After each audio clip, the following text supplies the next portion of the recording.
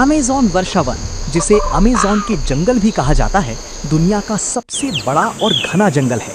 ये दक्षिण अमेरिका के अमेज़न बेसिन में फैला हुआ है और लगभग 70 लाख वर्ग किलोमीटर क्षेत्र को कवर करता है।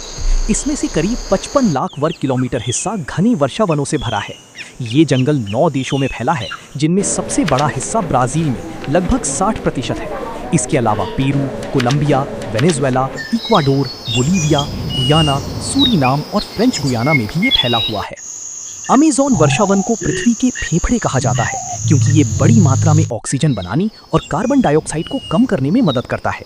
ये दुनिया के कुल वर्षावनों का लगभग आधा हिस्सा है और यहाँ जैव विविधता यानी बायोडाइवर्सिटी सबसे ज्यादा पाई जाती है।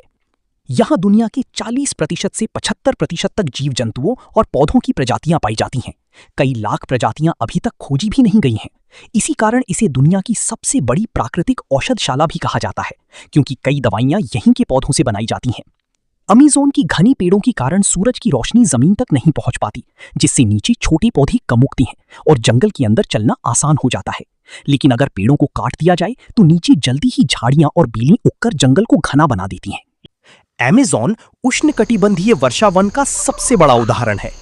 यहाँ तरह तरह के जानवर रहते हैं, जैसे बंदर, बड़ी बिल्लियां जैसे जगुआर, सांप, कछुए, रंग बिरंगे पक्षी और अनगिनत कीट।